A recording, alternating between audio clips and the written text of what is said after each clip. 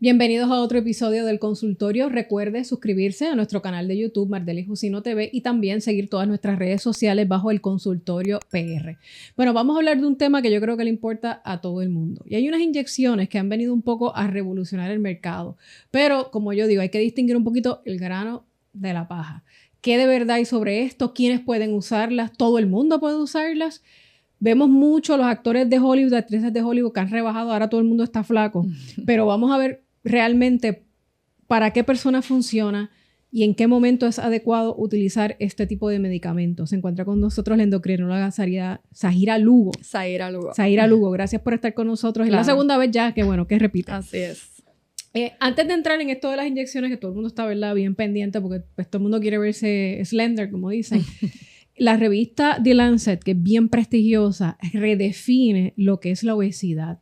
Correcto. Es un estudio, es una comisión que llevaba 5 años viendo cómo trabajar esto, y quisiera que me hablaras un poco porque en las redes sociales suyas usted fue una de las primeras que dijo, mira, esto es nuevo, ya no es el único criterio que es índice de masa corporal. ¿Cuál es el cambio? ¿Qué es lo último que hay en esto de obesidad? Pues finalmente lo están viendo como lo que es, como una enfermedad. Una de las definiciones que teníamos pues era simplemente el índice de masa corporal que fuera de 30 o más o 27 con alguna comorbilidad. Y ese era el diagnóstico que teníamos como obesidad, sin importar, ¿verdad?, que el índice de masa corporal es un promedio entre peso y estatura. Esta comisión que reunió a muchos expertos, varios expertos internacionalmente, traen pues esa misma preocupación que el índice de masa corporal es solamente un número. Entonces quisieron pues redefinir lo que fue el diagnóstico de obesidad para buscar entonces unos criterios en específico. Básicamente ellos lo que hicieron fue que determinaron, lo primero que tenemos que determinar es que hay un exceso de adiposidad. ¿Y cómo lo están haciendo? Pues a través de tres métodos. Uno de ellos es que son las medidas antropométricas como tal, que viene siendo la circunferencia abdominal, lo que viene siendo relación cintura-cadera y relación cintura-estatura. Si el paciente tiene un índice de masa corporal en el rango de obesidad con alguna de estas medidas, tiene el criterio de obesidad. O si simplemente tiene 2 de las medidas, no tiene que cumplir con el índice de masa corporal, también tiene diagnóstico de obesidad. O si el paciente tiene un porcentaje de grasa en rango de obesidad, también tendría el diagnóstico de obesidad. No sé si estoy entendiendo bien en términos de lo que es el editorial de la revista. El artículo como tal tiene 42, 43 páginas. Sí. Habla de que hay personas que son gorditas, pero están saludables, están en un riesgo, pero no son obesas. ¿Es así? Sí, de ahí es que parte los 2 términos nuevos que traen, que lo ponen como obesidad clínica u obesidad preclínica. Una vez decidimos que el paciente tiene exceso de adiposidad, por lo que mencioné previamente, entonces nos vamos a evaluar al paciente si este paciente tiene alguna disfunción a nivel de algún órgano o alguna limitación, que el paciente no pueda caminar, que se fatigue caminando. Si el paciente tiene alguna disfunción o limitación, consideramos que tiene entonces obesidad clínica. Si este paciente no tiene ningún signo o síntoma de esta limitación, entonces el paciente lo que tiene es una obesidad preclínica.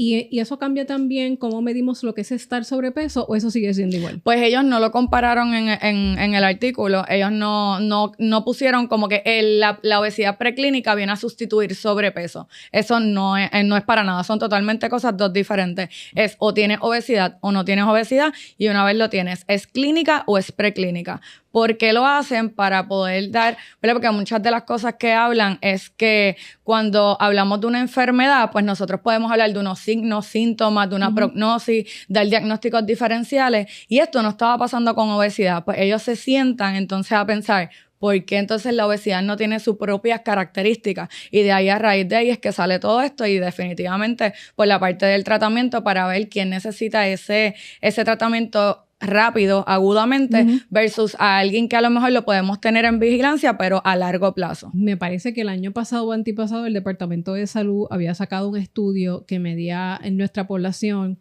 adulta los que estaban sobrepesos y obesos, así que yo me imagino que debe haber alguien, supondría yo, ¿verdad?, que en el Departamento de Salud está tomando nota para actualizar este estudio de cómo estamos los puertorriqueños y puertorriqueñas, porque a la luz de ese estudio, si mal no recuerdan, como de 74% era. Exacto, 7, 8 de cada 10 personas estaban sobrepeso o obesa, y eso es espantoso. Eso son bien malas noticias y sobre todo ustedes los médicos que ven muchos pacientes que no solamente tienen una condición, tienen más de una. Así es. Entonces eso me parece que es terrible, ¿verdad? Así que supongo que habrá que mirar otra vez ese estudio para calibrarlo, ¿no? Y armonizarlo con esta nueva información. Definitivo, y algo que me sorprendió mucho del artículo, ¿verdad? De todo lo que salió, es que diabetes no lo consideran como una enfermedad, ¿verdad? De riesgo para dar que el paciente tiene obesidad clínica. Porque antes nosotros, todo el tiempo después, pues si el paciente tiene un índice de masa corporal de 27 y tiene diabetes, pues tienes criterio para darte tratamiento. Sin embargo, ellos no utilizan diabetes como una enfermedad o un criterio añadido. Ellos tienen 18 criterios. ¿Y por qué no lo consideran? Porque diabetes tiene una patofisiología bien distinta. Entonces tú... O sea, hay gente delgada que es diabética. Exactamente. Yo tengo amigos que son delgados. Y hay múltiples diabetes. Y por lo tanto, como tiene su propia entidad, no todas las diabetes es porque el paciente tiene sobrepeso o tiene obesidad.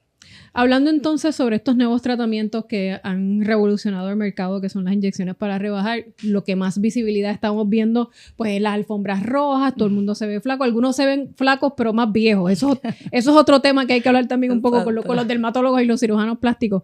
Estas inyecciones para rebajar, ¿esto es para todo el mundo o hay que evaluar cada paciente? Definitivamente es un tratamiento totalmente individualizado y eso es lo que yo hablo con los pacientes, ¿verdad? Fuera de qué pacientes están indicados, qué pacientes tienen contraindicación para estos medicamentos o con cuál tenemos que tener más precaución. Como yo le digo a todos los pacientes, no todas las obesidades es porque el paciente tiene atracones o porque comen. Muchas veces, el paciente, pues, literal me dice en la oficina, doctora, yo lo que como es una vez al día. Pues entonces hay que evaluar, este paciente está hipocalórico y esa es una de las razones por la cual yo no estoy logrando conseguir que el paciente baje de peso, así que por eso es que este tratamiento es totalmente individualizado. En este momento, ¿como cuántas inyecciones para rebajar existen en el mercado que están aprobadas por la FDA? Que estén aprobadas por FDA tenemos 3. Tenemos la famosa que es Ozempic. Eso es algo bien importante, ¿verdad? Ozempic es para diabetes tipo 2. Esa es la aprobación por FDA.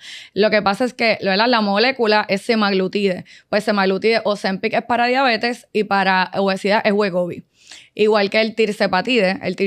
O sea que es una formulación un tanto distinta a los Ozempic que utiliza el paciente que tiene tipo 2. No. Es lo mismo, es exactamente lo mismo. Pero tiene nombres diferentes. Tienen nombres distintos y la dosificación es diferente. Porque en obesidad se llega hasta 2.4 y en diabetes es hasta 2 miligramos la dosis. Entonces, en tirzepatide viene siendo obesidad Zepbound y el que viene siendo para diabetes viene siendo Mounjaro. Y la otra inyectable que tenemos, que fue la primera que salió, fue el liraglutide, y que Victoza viene siendo para diabetes y Saxenda para lo que viene siendo obesidad. Y ahí también las dosificaciones son distintas. ¿Qué va a hacer que ustedes cualifiquen o receten una o la otra a los pacientes? Sacando de lado que tienen diabetes tipo 2. Si tiene diabetes tipo 2, pues nos vamos 100%, ya sea Mounjaro o Ozempic o Victoza. Si ya el paciente tiene obesidad, pues entonces sería el mismo medicamento, pero el que está aprobado por FDA para obesidad, que es Zepbound, Wegovy o Saxenda. Una de las cosas que más me llamó la atención del podcast anterior que hicimos, y pueden buscarlo también, estábamos con la doctora Leticia Hernández, sí, es que la obesidad es una condición crónica. Correcto. Y era algo que, por ejemplo, yo no sabía. Yo creo que la mayoría de gente no está consciente de que es una enfermedad crónica y que hay que tratarla todo el tiempo como otras enfermedades. Sí, y definitivo, de hecho, la primera vez que se reconoció fue en 1948. Así que fue hace mucho tiempo, pero sin embargo no es ahora que empezamos a ver esto y es precisamente por lo que mencionan las alfombras rojas, por todos los accesos que tenemos hoy día a lo que viene siendo, ¿verdad? Pues la farándula y todas estas figuras que pues empezaron a llevar un mal mensaje. De ahí a que se vea todo esto de la obesidad como algo estético y de ahí el auge que pues ha cogido lamentablemente, ¿verdad? Por esa parte de la parte estética, porque definitivamente qué bueno que se está hablando porque es una enfermedad. Claro. Y como yo le digo a los pacientes, si no fuera una enfermedad, no hubiese tratamiento. Pues entonces existe un tratamiento es porque es una enfermedad, definitivamente. Y por eso es que hay que tratarla. Y trae un tema bien importante que es la mala utilización de estos productos, ¿verdad? Yo no sé allá quién se los receta. Eso allá, ¿verdad? Con las entidades que lo fiscalicen, ¿verdad? Los médicos que están por allá en California. Pero, por ejemplo, yo recuerdo una alfombra roja del Met Gala donde esta influencer Kim Kardashian quería meterse a como de lugar en este traje de Marilyn Monroe y tenía como 2 o 3 semanas para rebajar y rebajó yo no sé cuántas libras en 2 o 3 semanas. Yo me imagino que usted dirá que eso es cero saludable lo que ella hizo y cómo lo hizo, ¿verdad? Definitivo. Pero y obviamente ella no es su paciente, usted no puede decir si es obesa o no, pero pues no parecería estarlo, ¿verdad? Pero entonces se esfuerza en un periodo récord Exacto. a bajar unas libras para ponerse un vestido. Fíjate que no es para yo sentirme bien, para yo estar saludable, para bajar mis índices de glucosa en sangre, nada que ver, simplemente para meterse en un traje. Y así hay muchos, lamentablemente. Y por eso yo siempre les digo, lo saludable es bajar 1 a 2 libras semanales. Eso es lo saludable, porque si no, pues vienen todas las complicaciones de la parte de la caída del pelo, lo que le llaman el famoso Ozempic face, que no es más bien, ¿verdad?, que están perdiendo volumen a través de la pérdida de peso tan rápido. Y se ve la gente, se avejenta. La flacidez con que bajan de peso porque tampoco empiezan a hacer ejercicio. Entonces vienen todas esas consecuencias a causa de bajar de peso. Y también lo ponen como para alguna actividad o un evento, ¿verdad? Que como lo de la alfombra roja. Y luego de eso, pues se olvidan de que realmente hay que tomar conciencia de lo que esté pasando en su cuerpo. Cuando tenemos estas expectativas que no son saludables, que son un poco irrealistas, ahí es que viene el famoso yo-yo, es que viene el famoso rebote. Realmente no es porque... No es por eso, es multifactorial. Yo no te podría decir que es solamente por eso, es porque a lo mejor pues yo busqué bajar de peso porque tengo esta actividad y después pues no importa, pero después otra vez quiero volver a hacerlo. Pero esa es la diferencia de cuando está guiado por un profesional experto en el área, que esto es algo a largo plazo. Por ejemplo, yo no quiero que el paciente me baje esa cantidad en un mes, sino yo quiero que de aquí a 5 años él no me necesite y que él pueda estar haciendo lo que me vaya a visitar 1 vez al año, 2 veces al año, y que el paciente lo pueda llevar como un cambio de estilo de vida. O sea, esa siempre es la meta. Hablo de la pérdida de cabello. Y en algunos salones de belleza lo he escuchado, que llega mucha gente, muchas mujeres que han perdido el cabello y se lo achacan a una de estas inyecciones. ¿Esto realmente es así o es que hay algo que no se está haciendo bien en esos pacientes? Definitivo, cuando está la parte de pérdida de peso, sí pueden tener caída en el cabello, pero lo que se está viendo es porque los pacientes no se están nutriendo bien, los pacientes no están teniendo la nutrición que sea alta en proteína. De desnutrición o mala nutrición. Exactamente, definitivamente. Y que es una pérdida de peso rápida. Muy abrupta. No es como debe ser, que es de 1 a 2 libras semanales. Y entonces vemos esas consecuencias, que es una de ellas, porque supongo que pueden haber peores consecuencias. Sí, o sea, depende, ¿verdad?, del mal uso del medicamento, si el paciente, pues, qué dosis está en el paciente, porque de ahí pues pueden venir las náuseas, vómitos, la parte de diarrea versus estreñimiento con estos medicamentos, los dolores que les dan en el área del abdomen. ¿Todos estos son efectos secundarios de los medicamentos? Esos pueden ser efectos secundarios, correcto. Ok. ¿Efectos secundarios o mal uso del medicamento?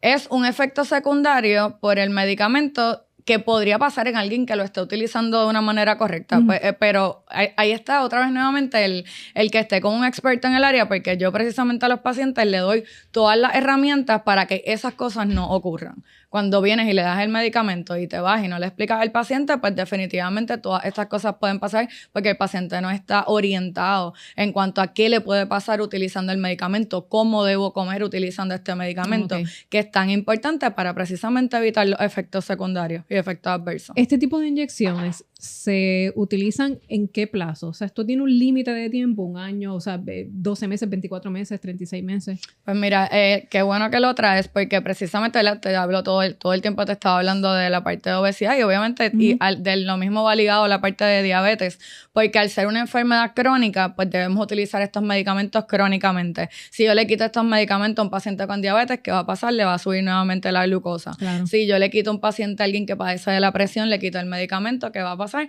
Le va a subir la presión. Pues hubo ya un estudio, ¿verdad? Ha habido varios estudios donde se ha visto que el paciente se le quita el medicamento y se le da el placebo y el paciente aumenta el 50% del peso que había perdido inicialmente. Así que pues si lo traducimos debe ser un medicamento que es a largo plazo, que es crónicamente, pero como yo siempre digo, se individualiza el tratamiento y por eso es que tienes que tener seguimiento con el médico, porque sí se puede ir bajando la dosis del medicamento para ver entonces cuál es tu dosis de mantenimiento, que hay estudios que están corriendo actualmente para eso. ¿Y los planes médicos están cubriendo estos medicamentos o los pacientes tienen que pagarlos de su bolsillo?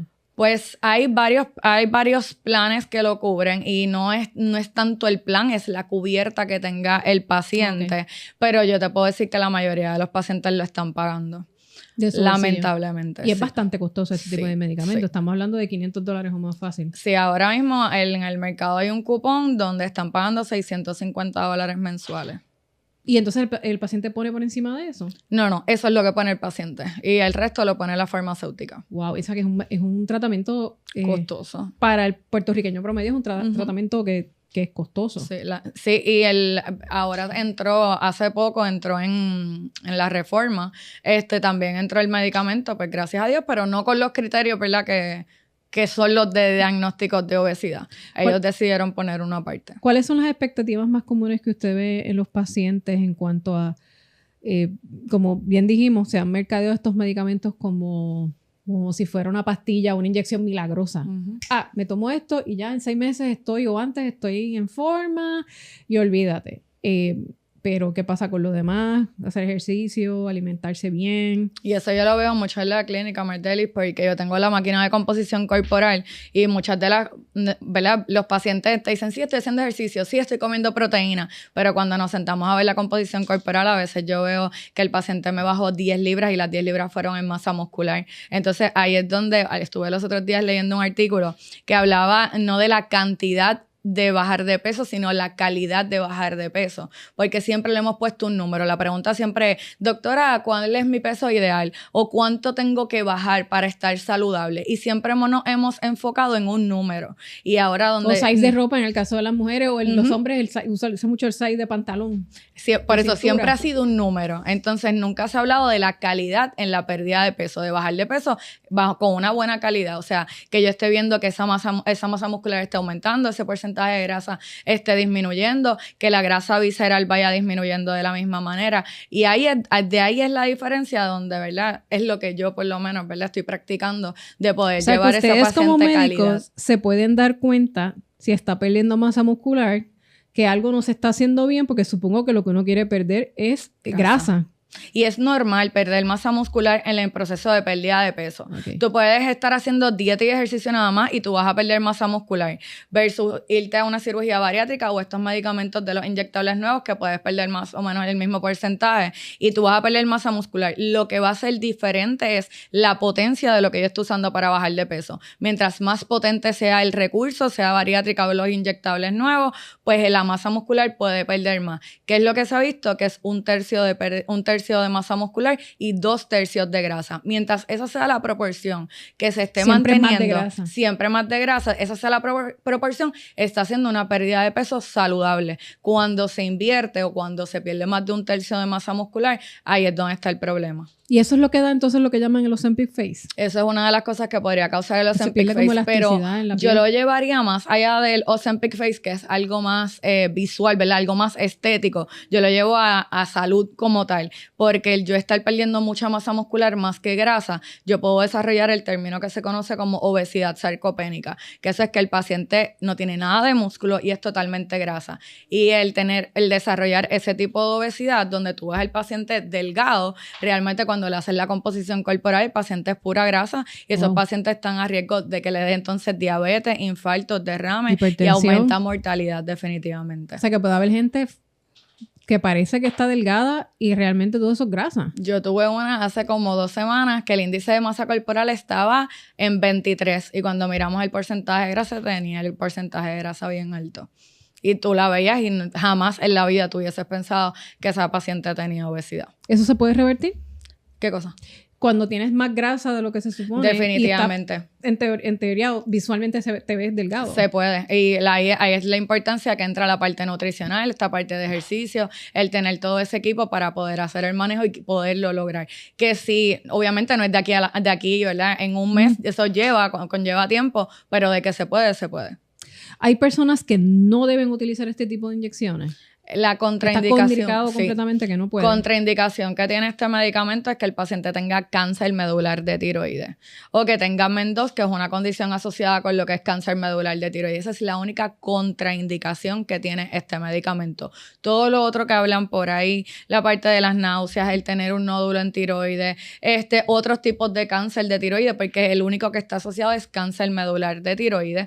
Todos los demás son precauciones que tenemos que tener con los pacientes, no es una contraindicación. La misma gastroparesis es una precaución, no es una contraindicación. Okay. Así que por eso es la diferencia de qué es la contraindicación, esa es la única que hay. Todos los demás son precauciones. En el podcast pasado estuvimos hablando de formulaciones que se hacen en una oficina, lo que se llama el compound pharmacy, que lo hace un médico en la oficina y que eso no está aprobado por la FDA, porque usted y yo podemos hacer un bizcocho y estoy segura que va a saber diferente. Probablemente el suyo va a saber mejor que el mío.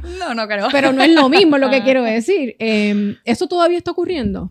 Lamentablemente, todavía está ocurriendo. Me llegan muchos pacientes en la oficina donde he tenido ambas cosas, donde llega el paciente y me dice, he gastado miles de dólares y no he bajado nada de peso, versus otro tipo de pacientes que me llega de que doctora, terminé en sala de emergencia, pero entonces tampoco vuelve a donde ese médico o esa estética que le puso para dejarlo saber. Sí, lamentablemente. Estéticas que están inyectando y le dicen a la gente que es semiglutide. Ajá, y así mismo lo pagan. Igual que baja al shopping y te lo puedes encontrar y no son formulaciones, por eso yo siempre les digo, yo tengo los bolígrafos pero si no allí. estética uno no sabe ni siquiera si es semiglutide o qué rayo lo que uno se está poniendo. E inclusive lamentablemente en la misma oficina del médico tú tampoco sabes, porque yo le pregunto a los pacientes y el paciente me dice, no me pusieron una inyección, y yo, ¿cómo es la inyección? En este bolígrafo, y les enseño los bolígrafos que los tengo allí.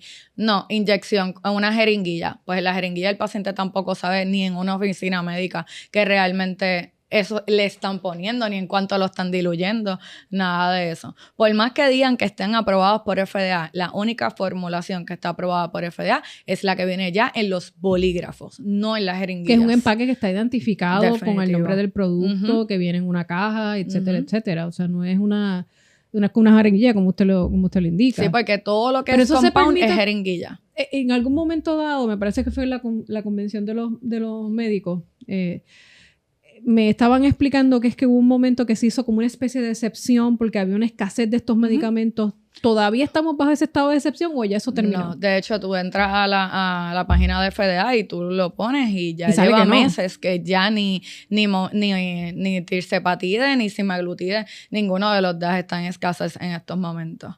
De hecho, los otros días estábamos hablando eso mismo y están poniendo ya unas fechas donde le están dando como que a partir de aquí ya no se puede. Ya no puedes utilizarlo.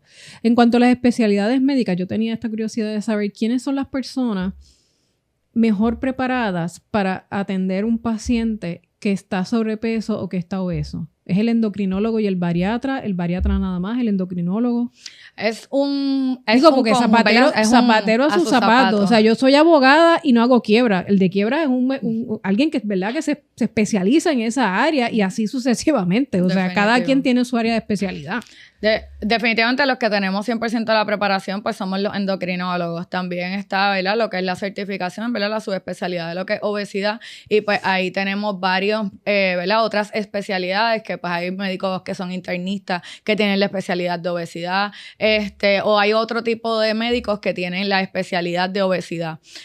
Así que todo aquel que tenga una especialidad, ¿verdad?, de obesidad, pero que la tenga realmente, que la esté ejerciendo, porque no cualquier médico, por ponerlo, pues tiene esa expertise. O sea, muchas veces nos llegan a nosotros todas las complicaciones porque pues el médico no tiene esa expertise, pero yo te diría 100% a los endocrinólogos y los que sean, ¿verdad?, que tengan la especialidad de obesidad. Es importante que el paciente esté educado. Y eso se puede buscar, Mardelis. Tú puedes entrar en la página y tú puedes saber quiénes están certificados con obesidad y con endocrinología en Puerto Rico. ¿Qué se supone que, aparte del endocrinólogo, qué se supone que diga, por ejemplo, si es un médico que es internista, cómo yo sé como paciente que tiene esa subespecialidad? Porque esto no es una charla que viajó yo no sé dónde a Francia y cogió un certificado o algo. Yo supongo que es mucho más que eso, sí, ¿no? Definitivo. Tú puedes entrar en la página de la American Board of Obesity Medicine, ABOM, y ahí aparecen todos los que están certificados actualmente con la certificación de obesidad, que no necesariamente... Hay endocrinólogos, obviamente, porque vemos varios endocrinólogos que lo tenemos, pero que también no son endocrinólogos y tienen la certificación. Que eso me parece que es bien, bien importante saber que vamos al especialista correcto, que está educado, que está entrenado para atender nuestras condiciones, porque si no se puede complicar. Yo imagino que usted debe llegar a un montón de gente descompensada completamente.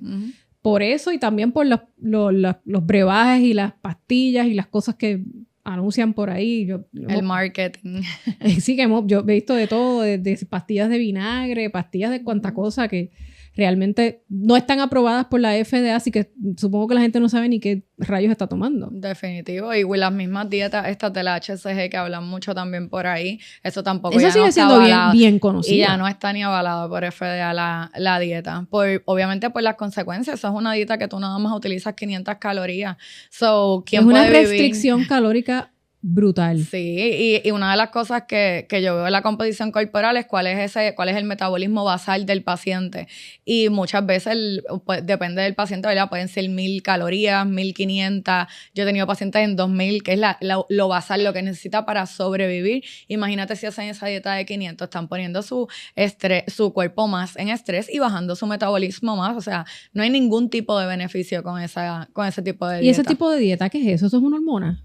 Eso es una inyección, ¿verdad? Una hormona que le ponen al paciente y lo llevan a 500 calorías. No hay nada aprobado por FDA. Yo digo, a mí que me demuestren, yo hago medicina basada en evidencia. Si tú me demuestras que algo funciona y que eso es reproducible, yo voy a ser la primera que voy a estar ahí y que está aprobada por FDA. Yo supongo que la gente baja porque tienen una restricción calórica brutal. Tiene restricción calórica, y otra de las cosas que pues también el paciente cuando empieza a invertir dinero también se pone más, ¿verdad? Estructurado en cuanto a su nutrición y en cuanto a su ejercicio. So, estoy 100% segura que también tiene que ver mucho con lo que hace el paciente, más que lo que se está inyectando.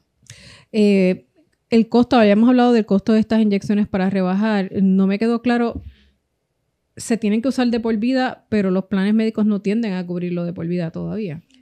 Bueno, para empezar, hay muchos planes médicos que ni lo están cubriendo en estos momentos. O sea, yo te puedo decir... A pesar de que eso puede evitar otras complicaciones en el futuro que le costarían más a la aseguradora, pienso yo. Definitivamente, 100% de acuerdo, pero pues lamentablemente esto es una batalla que estamos teniendo ahora mismo, porque ahora mismo salió la indicación también del medicamento de Zepbound, del tirzepatide, para pacientes con apnea del sueño. Y todos los pacientes llegan y dicen, doctora, pero ya yo tengo apnea del sueño, pues entonces voy a ser el candidato, pero todavía los planes médicos no están teniendo la aprobación para el medicamento con la apnea del sueño. Entiendo que, pues, obviamente durante estos próximos meses ya tendremos algo más caro. ¿Cómo ayuda a los pacientes que tienen apnea del sueño? En el estudio se vio en pacientes, para pacientes que tenían apnea del sueño que fuera moderada o severa, disminuyó la cantidad de apneas que tuvieron durante las 24 horas e inclusive hubo resolución de la apnea del sueño. Sí, que se detiene. Sí, en lo que se habla es que hubo resolución y disminución en la cantidad de apneas que tuvieron durante la noche. Hubo una época donde la pastilla milagrosa era la cirugía bariátrica. ¿Eso se sigue haciendo? ¿Y si se combina entonces con estas inyecciones o es una o la otra? No, se puede hacer ambas. Inclusive puedes estar en medicamentos antes y después la bariátrica y después volver a medicamentos, o hacer la bariátrica y después, porque una de las cosas con la cirugía bariátrica es que el paciente tiene un drop, que es ¿verdad? La parte de la masa muscular se afecta mucho en pacientes con la cirugía bariátrica. Y por eso es la importancia de, antes de hacer la cirugía bariátrica, pues empezar a hacer esa parte de ejercicio con resistencia, con pesa, tener esa nutrición alta en proteína para esa parte de la masa muscular que se pierde. Pero cuando el paciente se hace cirugía bariátrica, usualmente como esa pérdida de peso para como a los 2 años, hay como un plato, y ahí es un momento perfecto para nosotros, ¿verdad? Que ese paciente tenga un seguimiento. ¿Puede virar hacia atrás? Yo he tenido pacientes que me han llegado que se han operado 2 y 3 veces. Que me han doctor, he tenido 3 cirugías bariátricas. Pero tiene que haber un detente ahí, uno no puede seguirse operando toda la vida. Esa parte, ¿verdad? No sé cuántas veces, ahí sería más cirujano, pero asumo yo que va a haber un momento, ¿verdad? Claro. Donde no. Pero definitivamente estos medicamentos son un complemento. Por eso es que a veces piensan que la cirugía bariátrica es como short way de ya conseguir esto más rápido. Pero no, porque la magia está en qué va a pasar después, que haya ese seguimiento con el especialista para que no haya esa reganancia de peso nuevamente. Supongo que si la obesidad es una enfermedad crónica, el hecho de que yo me haga la cirugía bariátrica no me va a quitar esa cronicidad. No, definitivamente. Sí, que se ha visto en las cirugías bariátricas, tuve remisión, de lo que es la diabetes, por ejemplo, pacientes igual con los medicamentos de la presión, los medicamentos de colesterol, pero sí, por eso es que hay que tratarlo a largo plazo, porque si no, eso puede volver a ocurrir esa reganancia. Hay personas que pueden combinar, hablamos de cirugías con inyecciones, pueden combinar medicamentos con las inyecciones, que sé que es un medicamento, pero por ejemplo una pastilla. Cuando estamos hablando, ¿verdad? Por FDA, se supone que sea un solo medicamento en el que esté el paciente. Ahora, obviamente, En el caso mío, ¿verdad? Tengo la expertise con la parte de obesidad. So, sí, off-label, sí yo podría tener a los pacientes en 2 medicamentos. Pero lo que está aprobado por FDA se supone que sea uno. Esto yo lo hago, ¿verdad? Off-label, que hablo con el paciente, le explico y el paciente esté de acuerdo para entonces nosotros poderlo hacer. Sí, es importante, ¿verdad? El consentimiento informado de lo que es el paciente. Muchos de estos pacientes que bajan de peso ¿podrían dejar de utilizar medicamentos para la hipertensión, por ejemplo? Porque la diabetes, pues obviamente eso no tiene cura. Una vez tengo diabetes, no hay vuelta atrás. Que algunas aseguradoras quisieran, pero no es así. Por eso hablamos de remisión en la parte de diabetes, ¿verdad? Porque la patofisiología sigue estando ahí. Sí, definitivamente por eso es que el target de todos los estudios en pacientes de medicamentos de la parte de obesidad, lo que se busca es bajar un 5, un 10, un 5%. Y ¿por qué el 5% es el número mágico inicial? Precisamente porque ahí es donde empezamos a ver la parte del beneficio a nivel de lo que viene siendo, puede ser la parte de hipertensión, azúcar, triglicéridos, la parte de colesterol, y por eso el número. Así que una vez el paciente empieza a bajar esa cantidad, sí empezamos a ver que los pacientes tienen remisión de sus condiciones. ¿Estos medicamentos se consiguen a través de la farmacia? ¿Se consiguen directamente a través de los endocrinólogos? Si el medicamento está aprobado por FDA, eso sale a una receta y es 100% una farmacia. En una farmacia. No es en la oficina del médico. ¿Eso se considera un medicamento controlado? No, depende del que estemos usando para bajar de peso. Los inyectables no son controlados. Por ejemplo, Adipex sí es controlado. Así que depende del que estemos utilizando. Eso es importante por lo que estábamos hablando de lo que son los compound pharmacy. O sea, no es que el doctor se lo va a dar. No, y por es eso que van a una farmacia a buscarlo. Si tú vas a una farmacia a buscarlo, eso está aprobado por FDA. No es que te llegue el paquete a tu casa, no es que te lo esté poniendo el doctor en la oficina. O sea, el doctor te lo puede poner porque, por ejemplo, si yo tengo el paciente con diabetes y me llevaron la muestra, pues yo te puedo poner la primera para que tú lo veas, pero yo no te estoy cobrando por eso porque eso te lo voy a dar, es una muestra que tengo. ¿Eso requiere una curva de aprendizaje? ¿Alguna manera en particular de ponerlo? ¿Puede ser en cualquier parte del cuerpo? Es abdomen, brazos o muslo. Y es importante que se rote cada vez, es verdad, que no sea en el mismo lugar para que no cree un callito en esa área del abdomen o del brazo. Pero esos son los 3 lugares que están aprobados por FDA. Pero es bien sencillo, o sea, por eso hay pacientes que hasta de 70 años que usan ese medicamento, 80 años, que lo pueden utilizar porque es bien friendly tú poder utilizar ese bolígrafo. Y es una aguja bastante...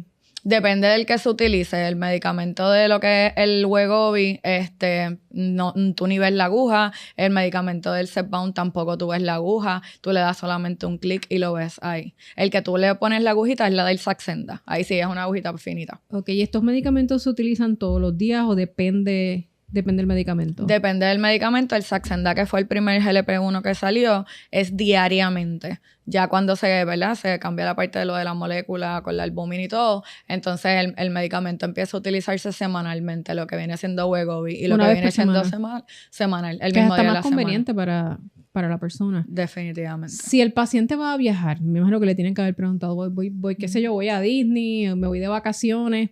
¿Cuál es el manejo de este tipo de productos? Se lo pueden llevar simplemente y puede estar fuera de la nevera hasta 28 días. Ahora, ¿verdad? Que estamos con todo lo de la luz y todo eso. Puede estar fuera hasta 28 días. O sea, que no requiere... De 21 a 28, depende. Siempre hay que buscar el package insert porque depende del que se esté utilizando. O sea, que parece más o menos. Que a la gente no le gusta leer y siempre digo, tienen que leer, tienen que leer. Pero entonces, eso depende de ese medicamento... y tiene que estar, supongo que no puede tampoco estar a una temperatura muy elevada. Claro, exacto, ¿verdad? Que esté en temperatura, no en el carro que lo dejamos con el sol del mediodía, definitivamente. Porque ahí entonces se va a echar a perder. Sí. ¿Alguna otra cosa adicional que nos quiera abundar o decir en esta conversación que hemos tenido? Básicamente que si tienen la curiosidad, que si tienen la necesidad de buscar ¿verdad? Información, que se eduquen de las personas que realmente saben. Lamentablemente hoy tenemos demasiado alcance en las redes sociales y muchas personas hablan cosas que no son sin ningún tipo de fundamento. Así que siempre se orienten, pregúntenle a su médico y que pues vayan con un experto en el área definitivamente, que son los que los van a poder orientar y ayudar. Gracias, doctora, claro por esta conversación. Amigos, hasta aquí el consultorio y será hasta la próxima.